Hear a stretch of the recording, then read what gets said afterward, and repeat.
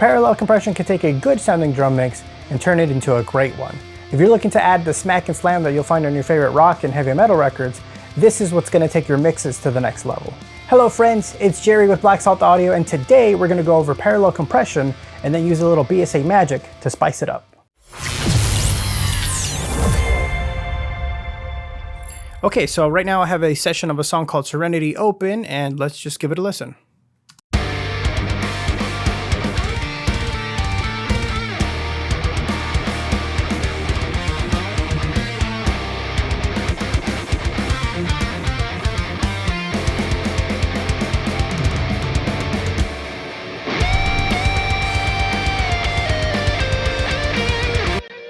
Alright, things are sounding pretty good so far, but we need a little more intensity and energy out of the drums, especially since this is sort of the climax of the song, and a great way to achieve that is with parallel compression. So what is parallel compression? Parallel compression is basically a really neat way of taking an existing signal, like our drums for example, and more or less creating a really compressed duplicate of that signal and then blending the two together. So instead of doing the typical thing where you throw a compressor into a track, compress the entire thing, and then virtually have none of the original track information poking through anymore, this gives you the really cool effect of being able to retain your dry signal and have your wet signal and have the both coexist with each other and still have it sound compressed in a very natural and pleasing way. It'll sound like it's getting bigger and punchier instead of it sounding smaller and compressed. Okay, so here's my parallel compression bus. I'm going to play the song again and then slowly start turning the fader up.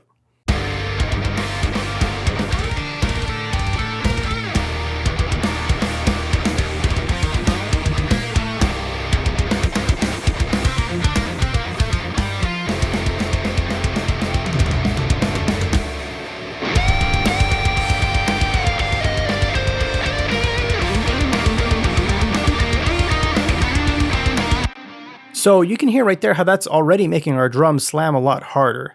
Let's listen to our parallel compression bus in solo so we can better listen to what's going on under the hood.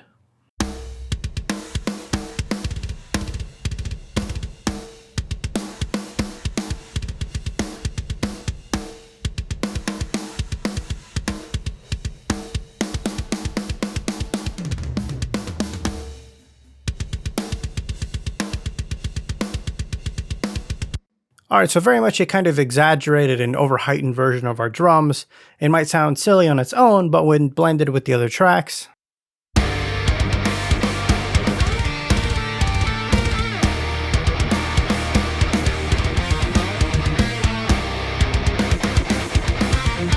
and you get really great slamming drums. Now, an important thing to take notice of is that I do have separate sends for each track that I'm choosing to send to our parallel compression bus.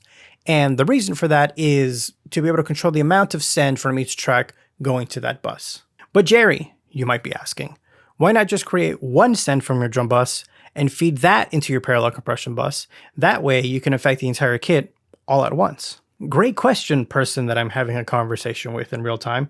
And the answer to that is, if you do that, your parallel compression bus will typically have a little too much kick and way too much cymbal action because of the way we're using our compressor. Let me quickly demonstrate what I mean. Let me just bypass these Paracomp sends.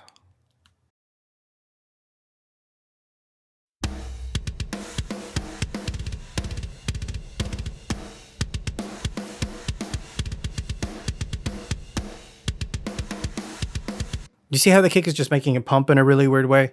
Basically, and this can be an artistic choice, you want most of it to be your shell information. So a lot of snare, some kick, and a little less on the toms. You still want some cymbals in there too, just not at this crazy amount.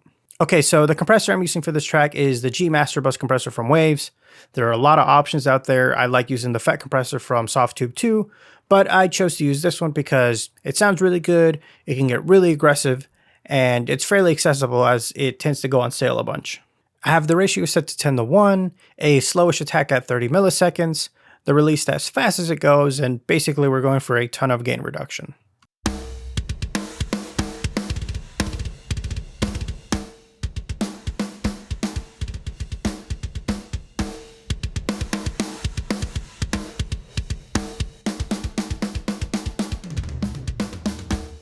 So that's parallel compression in a nutshell. No, this is me in a nutshell. Help! I'm in a nutshell! But of course, we're not done yet. It's sounding pretty good, but we can make it sound even better. It is now time to add some salt. We're going to add a couple of black salt audio plugins to make our parallel compression bus hit even harder. We're going to load up Escalator, and this is going to saturate our signal and add more energy and bite.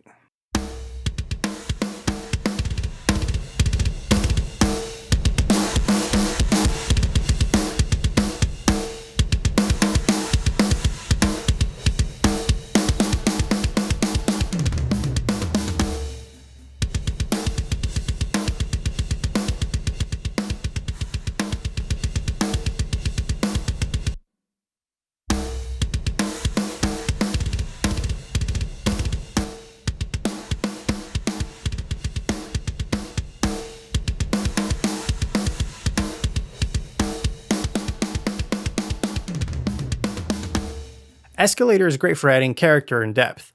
Last week we actually used it on the snare drum itself to liven up some program drums. And lastly, I'm going to load up Clipper to catch those really high peaks.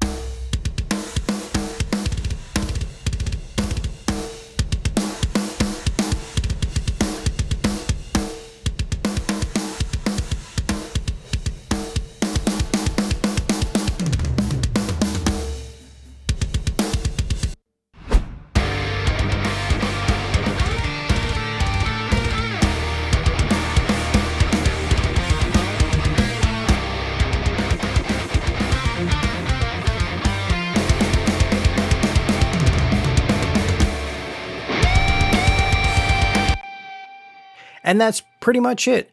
Let's close out by listening to how Escalator and Clipper are really enhancing our parallel compression bus.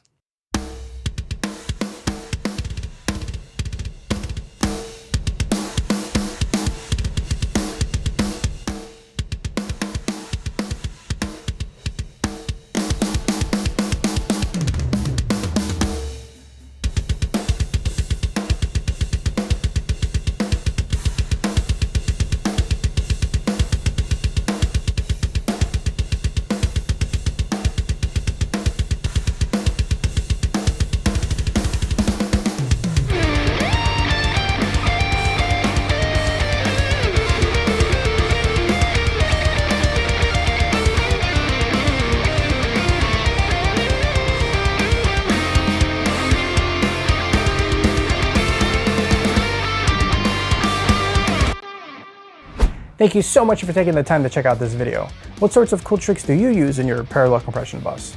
Let's get the conversation going by commenting down below.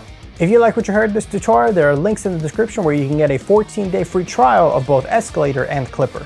And if there are other mixing tutorials that you'd like us to tackle in the future, be sure to comment down below and let us know what you'd like to see next. Until next time, I've been Jerry, and I'll catch you in the next video. See ya!